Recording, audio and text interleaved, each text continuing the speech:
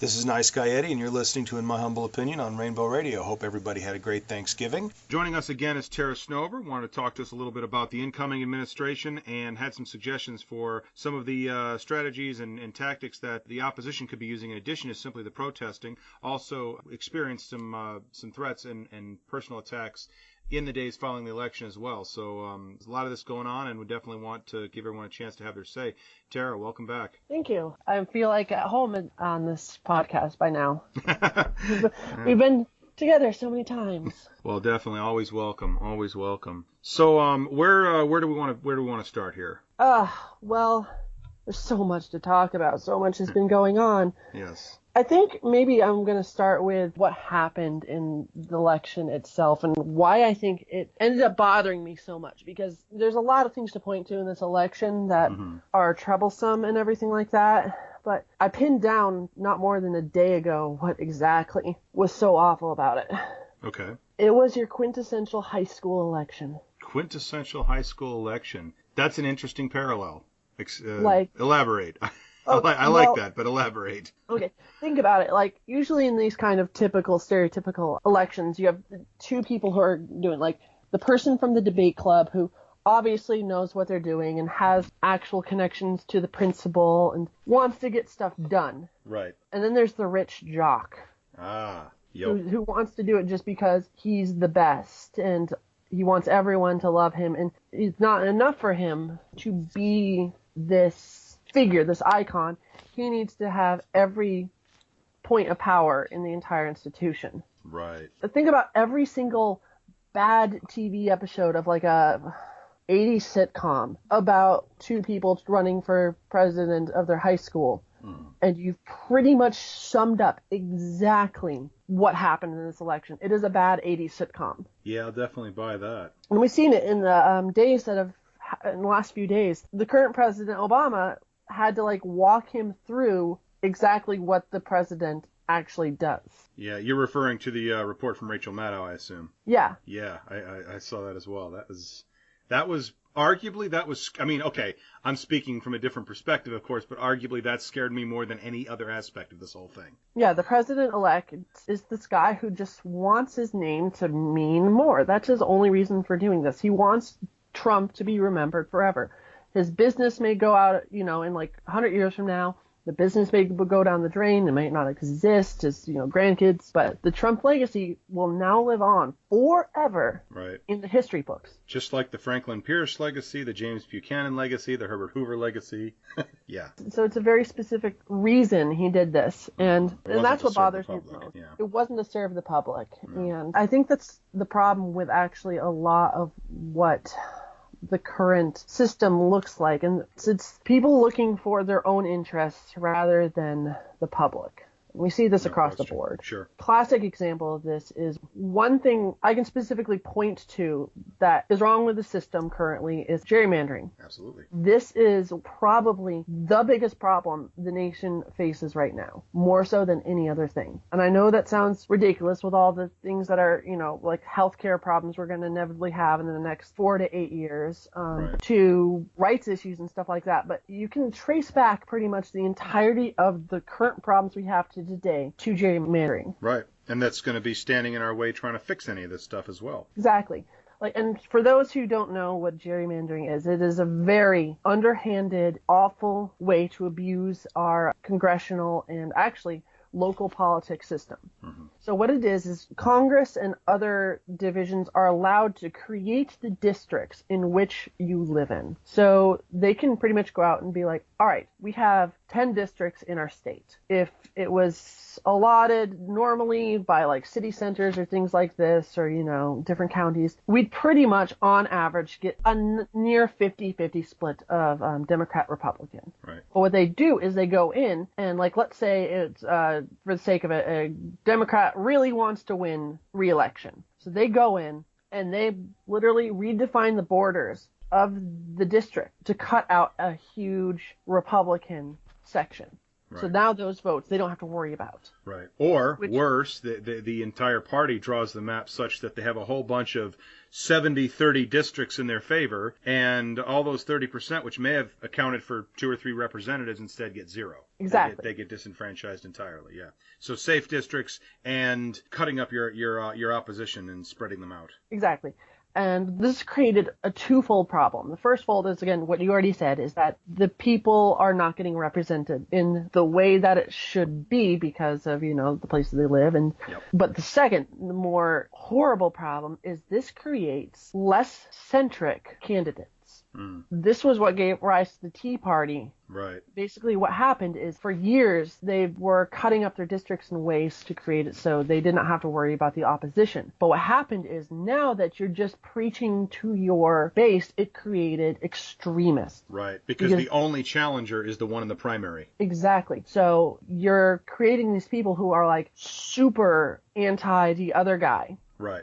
Even though 30% of your district still may want the other guy, still may be of a different ideology. You have 30% opposition, 30% moderate, and 30% extreme. Well, if the last thing you want is the extremists to put in a primary challenger, guess what? You better be more extreme. Exactly. So now that the extremists are winning congressional and senatorial seats, we're seeing this division in the Congress itself. Right. Back in like the 50s, the 70s, any other time except our own, across the board bills were happening. Right. People would sit down and go, hey, I don't agree with you on women's rights issues, but we totally agree on what should happen with this bill. Right. So let's get together and vote on it. Yep. Now, never happened. Right. It is like an extreme case when actually 2 people from across the aisle sit down and say, let's make this work.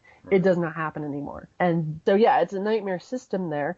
And it also creates more extremist voters. Right. So you have, I think it's almost 40% of Republicans and about 50% of Democrats say they're absolutely terrified by the other party, which the stat I'm quoting is, I don't have the exact numbers in front of me, but that's a pretty close estimate of what's been said, which, again, in the 70s, or not 70s are a bad example because there's the war, like in the 50s. Right. Well, I think you can pick any other time. It's never been like this. Yes, it's never been like this. There was never, you weren't going to say that your neighbor absolutely terrifies you because of the party they were in. That just didn't happen. You could have probably a heated discussion about the issues, but you're not actually physically scared of them. And as you mentioned, too, you're going to find more common ground because the ideologies were less dogmatically defined and less interconnected issue to issue to issue. They were more overriding ideologies, not so much here, we will vote a certain way on this, and if they like it, we must oppose it.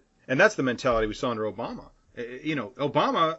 Look at Obamacare. This was based on largely Republican ideas, but as soon as he proposed it, suddenly they have to hate it. And it becomes more about party than it does even about ideology or even about whose idea it was. It was more about defeating them than helping America. And I think that has absolutely continued. Yes. And this is why especially the millennial groups, but a lot of other groups just despise the political system now. Right. Which has allowed pretty much the president-elect to win. Right. This is our own damned fault. We've let this happen over the past 20 years. Mm-hmm. This is us. This is all on us. We can blame the other guy as much as we want, but we are all responsible. Thus making it, we are responsible to fix the problem. Right. So there's a lot of ways we can fix this, and I think the number one way to fix the current problem is we're having is, first off, that number of who voted in any given election should not be 50-50. Like, we had a good year this year, and like 60% of the people voted. Yep. Which is a good year. Yeah. This is an absolute horror. Right. When more people are worried about who's becoming the next American Idol or what have you, then the people who are actually making decisions that affect your life on a day-to-day basis is something that needs to be fixed. Absolutely. Now, there's a lot of ways we can fix it, from everything from as soon as you turn 18, automatically getting registered to vote. Right. Changing the election day from a Tuesday to a Saturday or a Sunday. Agreed. And there's paths to it. But to get those passed, we actually have to get out and work for it. So one of the ways that we can do that is fix it on a local level. Mm-hmm. For instance, I have some pretty ridiculous stats here about what's been going on a local level. Okay. For instance, in many cases, unopposed seats happen yearly. Right. For every election. Numerous, yes. So in 21 of the 80 seats up for election in 2016, there was no one running against them. That is 26%. Crazy. Where you had one choice. Right. Now, this is a fix, and that's just congressional. You're talking city council or your local school board. Sometimes they even have trouble filling those seats altogether. Right, and that gives a disproportionate voice to the one extremist that does get in there, because Exactly. he doesn't even have any moderate people in his party to bring him in. So if you're a group of an LGBT community, Muslim American community, African American, the Green Party, it does not matter. If you go out and put your hat in the ring for these local races, you're going to find yourself, you have a pretty good chance of winning and actually making a difference. Yeah. And it may be just affecting the school board and what gets taught and allocation of money. But look at the evangelical groups. Yes. They're a huge party today because they have joined the school board system. Absolutely, and that's one of the biggest reasons. I mean, again, I will never poo-poo the loss of people's rights at the federal level, of course, but the far more insidious system at play here is the one where they're taking over the school boards. This is the one that continues generation after generation to think climate change is a hoax or evolution isn't real. This doubting of science, this rewriting of history. You look at what happened with the Texas school book controversy a couple years ago. This is where they're holding on to the future minds of America. And that, to me, that's almost, I mean, again, to take nothing away from people who have actually, as yourself, who have actually been attacked and who stand to lose fundamental rights and protections. I'm almost more afraid in a hypothetical, in a long-term sense, of the fact that, yeah, they dominate how our children learn, what our children learn, how our children are taught to think. Yeah. So I have a whole list of actually things that I believe about what I think people can and should do past these, because these protests are going to die down. It's inevitable. They are going to die down. But things you can do to pass that and actually make a difference in your community and on a federal level. Right. So first off is you cannot get too riled up. A lot of these protests have been fine and calm and civil, but as soon as you start breaking cars or getting in fights with the opposition, you have crossed a line, and no one will any longer take you seriously because the story becomes against the other. Look at how stupid this other group is. Yep, and the media wants to tell that story. The media, historically, you can look at the black riots after police shootings, etc. Same thing. The media wants to show you that anybody protesting is really just a bunch of just an unruly mob. They do not want to tell your story, so you have to make sure you tell it. Yes. So again, remain calm and civil, but be active. And you can be active in person, on social media, in your community. You can be that person in the front of the grocery store asking people to sign your petition to do X thing. You're going to annoy some people, but you're doing something. Yep. Okay? Also, where you can, boycott, if you can afford to do so. I personally have boycotted several products because of the CEO's treatment of their employees, the CEO's ideas, who they donate to, things like that. Right. A lot of these, I think, for instance, like from what I remember, the CEO of the company Jelly Belly has some horrendous views on LGBT and specifically on transgender people. Wow. So and that's one you don't hear about. You hear about Walmart. You hear about big names. You don't hear about stuff like that. Yeah.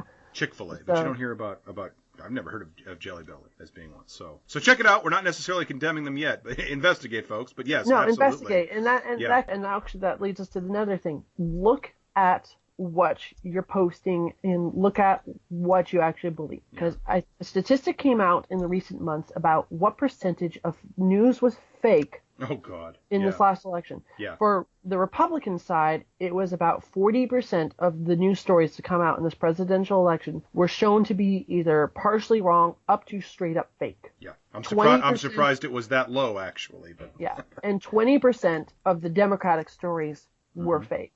And I just got to say this right now. All the Democratic people going, well, at least ours was only half of the Republican. that is still a travesty, and we Yes. should not be patting ourselves on the back No. for something that messed up. No, because it used to be exclusively a right-wing issue, and now the left has joined in this peddling of misinformation for the purpose of propagandizing. Guys, we don't need to do that. We have better arguments. We have better policies. Don't engage in false information. And this is well, I don't even want to make it a partisan point, because it has really become just a disease that needs to be stamped out. Absolutely. Yeah, like for crying out loud, the Breitbart guy, which stories are now going to be a part of our upcoming presidential team. Right. So then after researching these things and stuff, also call people out on news information that is incorrect in a polite and respectful way. Mm-hmm. All you really have to do, if you find out something isn't true, I'll give you a good idea, bad idea. So a good idea. Post to the Snoops article or wherever you found out that there's fake article and say, actually, this information is incorrect. Here it is. Here's my research. Do not, and I mean do not, call the person stupid, a hate monger, anything like that. They might be all those things. Right. But as soon as you get into that territory, you have gotten into the I'm right, you're wrong, you're an idiot mentality. And we've all fallen for this. I mean, I'm sure you've done the same. I know I've done the same, where you see something, sounds reasonable, you post it, because maybe you're in a hurry. Maybe you just saw it. Maybe you're just upset, and you just wanted to post something because to hell with them, But somebody puts up the PolitiFact or the Snopes or whatever other fact-checking source you prefer, and, take it down. I know I've been called out, take it down. Don't be a purveyor of this stuff, because it undermines your own, best case, it just undermines your own credibility. Exactly. And then here's the big one. This is something everyone can do and needs to do. You call or write a letter. Do not email. Call or write a letter to your congressional representative and voice your problems and concerns with those people, because you're going to talk to a staffer. You are not going to talk to the congressperson. But these staffers report to the congressperson every day. Yep. And if 1,000 people call that congressperson and say, I'm worried about my health insurance, or I'm worried about my rights, or I'm worried about this, that is a pretty significant portion of their district, and they are going to listen. Mm-hmm. They have to listen. There's been times where a congressperson, like a local radio host of a daily show, says, hey, call this congressperson and tell them X thing. And they get literally thousands of calls, and that changes their policy. Yep, because absolutely. Never email, because those get glossed over. Write a letter so they physically have to open it, or make a phone call where they have to talk to you. And if it is busy, if the phone is busy, call back. Call back. And this is where social media can play a relevant point, because we all love to just put up our gripes, but put the information. Who's behind it? What are their phone numbers? How do who do you need to talk to? That kind of information, when you put it out there, can make a real difference. Yeah, like I recently posted a fact. I put an address down for local. I think it was the speaker. Yep, saw that of the House. I put it out there, being like, listen. You need to let this, because he went on the news saying he had not been hearing these stories about harassment and things along those lines. Right. And so I decided, you know what? I'm going to let everyone know, please mail him a letter sharing your story. Absolutely. I personally had someone go in the days after the election and try to gave me a lot of hate speech on my local webpage and through email, and even tried and failed to dox me. Mm-hmm. I think I got hacked. And so I shared that story with him. Yes. I wrote it down in a letter and sent it to him and say, this is the hate crime that's going on. Yeah. And it is crazy to me, although, again, maybe it comes down to, who we're connected with, who we talk to. We all think, if everyone in our Facebook feed is talking about something, it must be common knowledge, but not really, because your Facebook feed isn't exactly a scientific sampling of, the population. No, they have algorithms to cut out it. So basically what happens is, that Uncle Joe posted that racist thing a few months ago, and you definitely said, I don't like this, and got in his face about it and everything like that. Facebook algorithms read that and go, they don't want to see any posts from Uncle Joe, so you don't see any posts from Uncle Joe anymore. Exactly. And he doesn't see posts from you for the same reason. Right. So preaching to the choir becomes an issue. That becomes a big problem. And don't assume that, my inbox, my Facebook feed in the last week has been filled with stories like yours. people that I know, people that are affected directly by this. Some of the stories are chilling. Some of them are, of course, completely absurd because these people out there are just morons. But that doesn't mean that, again, some guy in his ivory tower in Washington is getting the same information that I'm getting because I'm actually connected to these folks. He's not. So you do have to tell those stories. Absolutely. And then the other thing you can do is spend your money or your time on issues that matter to you. Donate or volunteer with lobbies. Donate or volunteer for non-for-profits and charities. Donate and volunteer to activist organizations. Your wallet and your time speak more than your voice. Yes. So if you really have an issue and you want your rights as whatever, like LGBT, anything like that, find an organization that fights for what you believe in and give them some cash. Even $5 makes a big difference. These people are operating completely with, most of the time, no funding from anyone but local people like you. Right. So every dollar gives a couple minutes of time to fight for the cause that you want. And for those people out there who are thinking about certain organizations which may have done certain things you didn't like in the past, understand, yes, you should check out the charities before you donate, but still remember, doing something in this regard, even with an imperfect organization, is better than doing nothing. These folks do make a difference and definitely need all the help they can get. And then here's the big one. This is the one that's going to be the biggest challenge, but even past the local. If you have problems, this election has shown us, if anything, there's a big problem we have with career politicians. Yes. The nation has said in a voice with the Sanders vote and the Trump vote. And with the third party vote. And with the third party vote, that we are tired of the current way the administration is run. I know personally I have a problem that about 50% of the people who are in Congress has stated their profession as law. Yep. And like another 25 on average, varies from year to year, say they're business people. Right. We're the scientists, we're the doctors, we're the engineers. Exactly. I don't want a business person in charge of the environmental. The EPA? Or not even the EPA, just like there's funding allocation for environmental issues. Congress decides how much money these organizations get. And so I don't want an oil tycoon being the one going, well, we need to take away all the money from the EPA and put it into the Science for How Drilling and Fracking is Amazing organization. So we need people to actually run for Congress. Right. We have, I think, only 20 of the people who were running, who were in office from 2014 to 2016 this year. Only 20 of the entire seats of the congressional were under the age of 40. The average age of a congressperson is, okay, and this represents the 114th Congress from 2015 to 2016. The average age was 57 and Senate was 61 years old. That is the average age. So no wonder millennials are feeling ignored because there are no millennials. There are a total of the millennial age bracket, like 3 or 4 people who are millennials. Right. There are barely any Gen Xers in there. Yep. Almost 100% of the congressional seats are baby boomers. So if you have a problem, get out there, get the signatures, get the money, and run for Congress.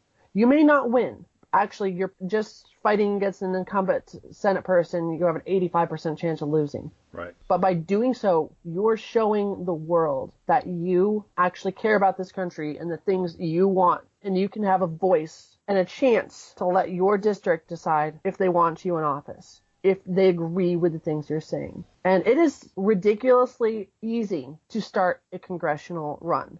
I know the state of California, all you need is a few $1,000s. And a few $1,000s may seem daunting, especially to those of us who, are working class and are broke, but it is surprising how quickly you can raise like $2,000 to $5,000. Absolutely. Just by asking your friends and family and other people who support you to give you $5, $10, $20, $100. Absolutely. So again, you're going to be fighting against someone who has their party nomination behind them and funnel tens of thousands, if not millions of dollars into advertising. So it's a work. It's an uphill battle. But again, congressional districts being what they are, you can go door to door. You can shake hands. You can meet people. You can find those folks that are choosing to sit out and not get involved in the system because of that frustration. Because the very frustration you're feeling when Terra suggests running for office, that very frustration, that very idea that can't possibly be a thing is exactly what keeps people disengaged. It's what keeps voters home. The idea that you can't make a difference. And that's what they want us to think. That's what the powers that be want you to believe.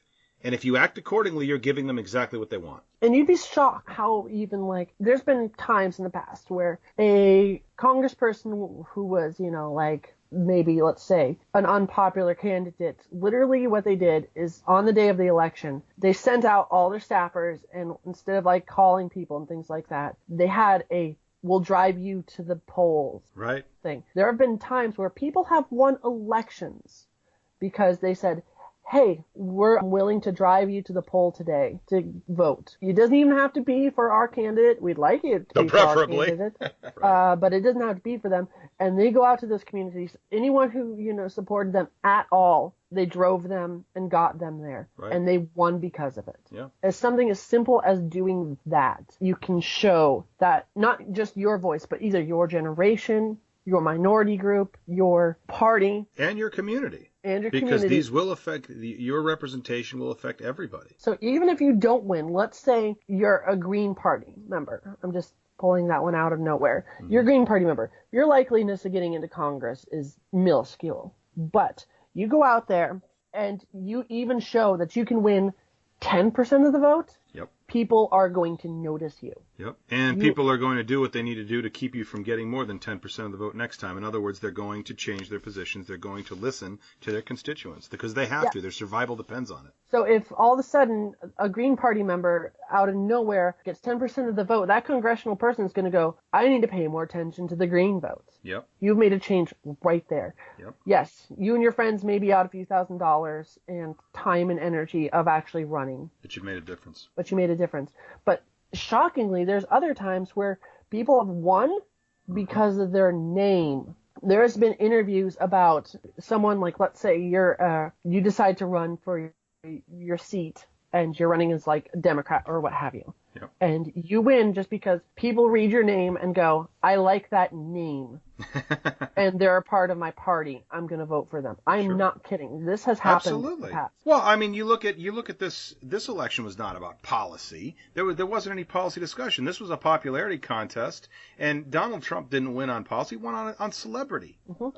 I think there was zero talk about we're frantic right now because the president-elect has not told us what his presidency is going to be like. He's had talking points about getting rid of immigrants and watching Muslims entering the country and all that kind of thing, but those aren't policies. Those are radical sound bites. Yep. So he won on a zero policy platform. Another thing that putting everything else aside is a singularly scary thought, because idealism is important, but idealism and a desire to send a message, etc., should not matter more than policy. Personality certainly should not matter more than policy, but clearly it did this time, and that does not bode well for the future of this electorate in this country. No. So I again speak out to every group out there. Millennials, you need to vote and you need to run. LGBT, you're worried about people trying to take away your marriage? Be a part of the group that has the power to keep it there. Absolutely. Are you worried that you are going to get a religious test to stay or enter the country? You need to run and say, for my local district,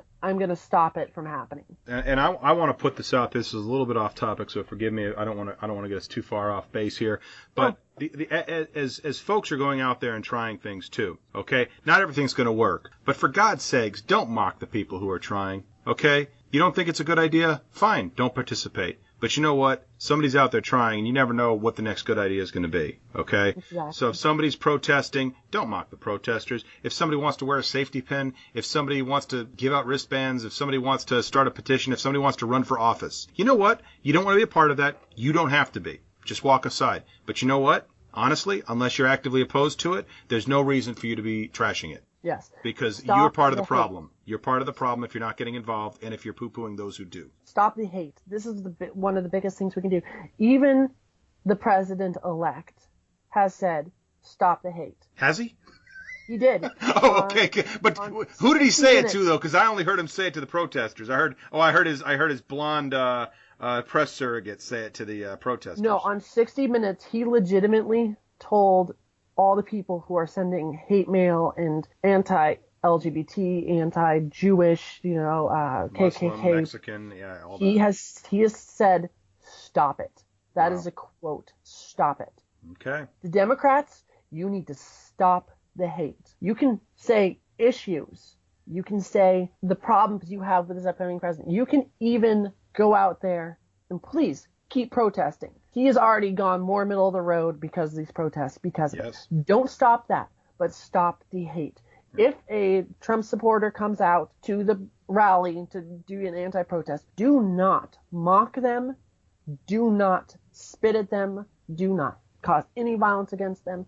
Do not do any of these things. They have every equal right to be out there protesting your protest that you have, to be out there and speaking your mind. Yep. If someone posts something shitty on Facebook that you do not agree with, call them out on being shitty, but do not do it in a place of hate. Right. This is the reason from the very beginning of this conversation that we've created such a segregated community that no one is willing to work with anyone anymore. So next time you see someone post something shitty on Facebook, instead of going, kill yourself or whatever, you want to comment to that person. Yeah. Or you're such an idiot.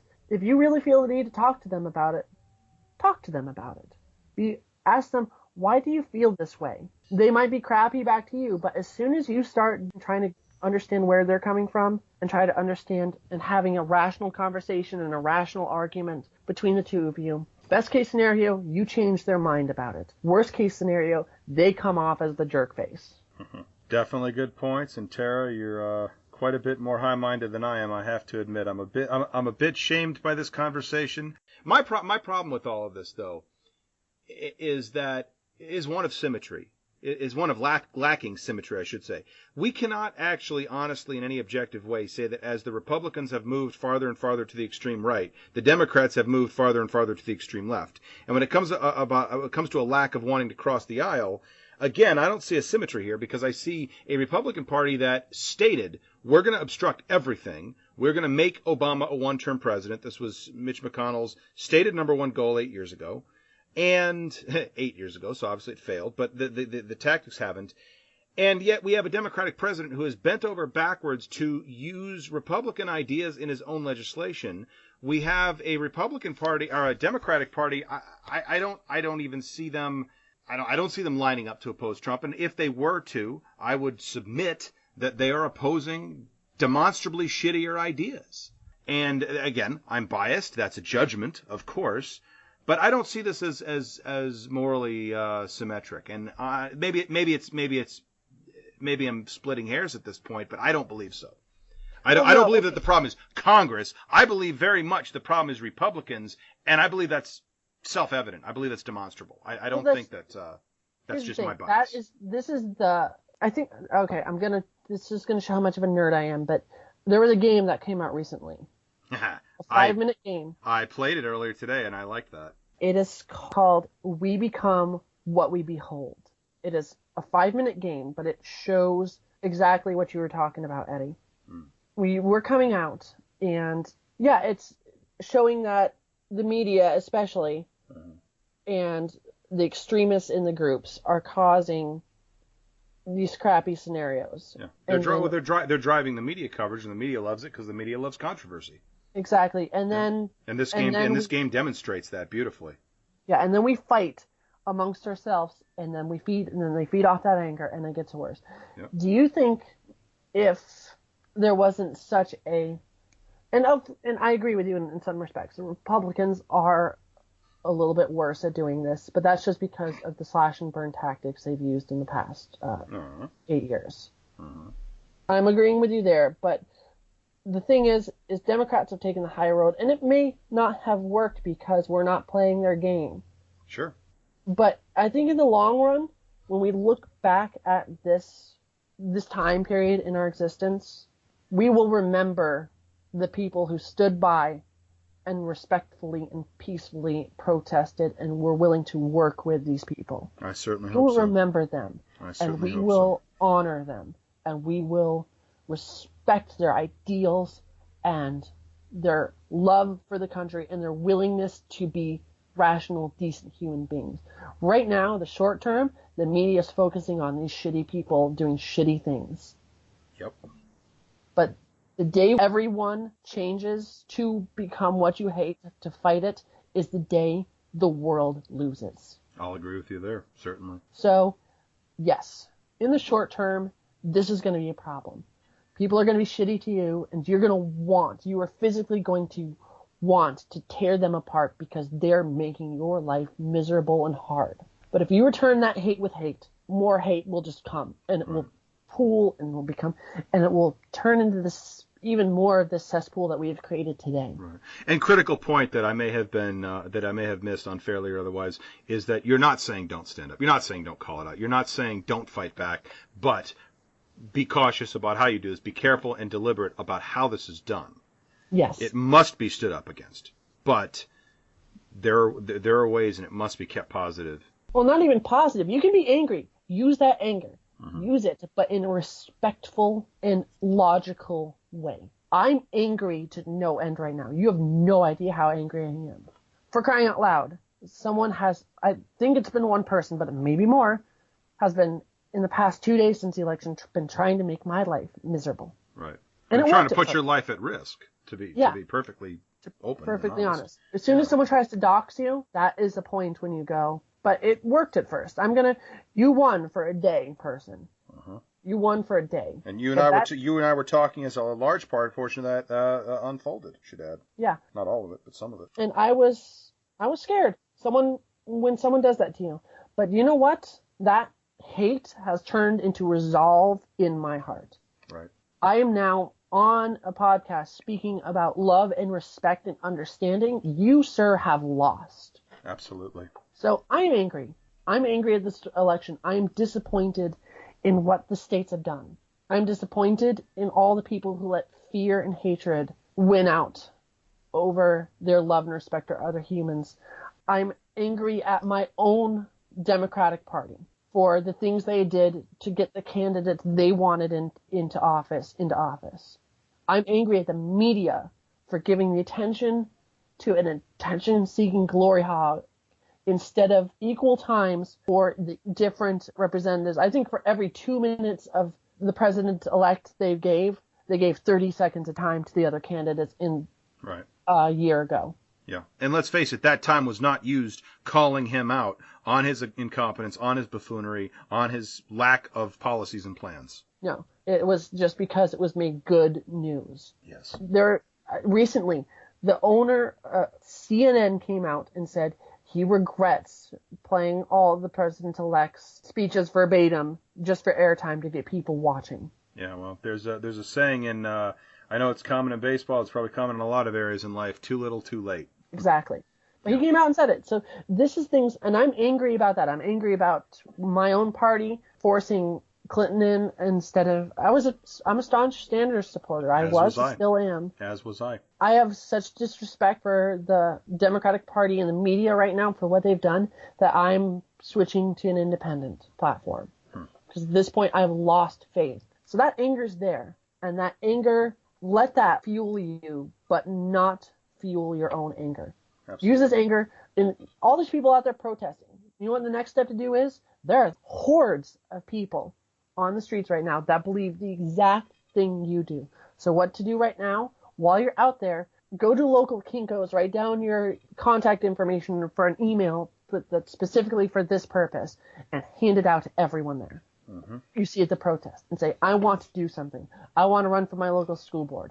I want to create a group that helps raise money. I want to do this. Here's my information. Don't give out your personal information like your phone number and your personal email. Establish a campaign email, an email for the purpose of doing this work. Exactly. So you go out there, and there's thousands of people there. Just, again, you can create little slips of paper at a Kinko's or an Office Max or what have you for like 10 cents a print, and you can probably get like 50 phone numbers off of each page.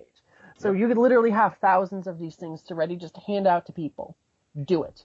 Most people will throw it away, but even if 10% of that organization, you have already hundreds of people in your network. Right. And if you want to do something more professional than that, I'm going to give a shout out to the company that creates my business cards for this program. That's Vistaprint. You can get about 500 cards for just $20. This is according to your own design, and they're very professional looking. So if you don't think handing out simply slips of paper, again, this stuff is not prohibitively expensive, folks, and you can really you can go very far if you're if you look carefully. So again, shout out to Vistaprint for doing my own version of exactly what Tara's talking about here. Exactly. You do it to the product level you can afford. And if you can't afford it, do it. Absolutely. And so you have, like I said, thousands of like-minded people all around you. Work with those people to get your goals met past the protest itself. Because we have as a country let it know that we are upset.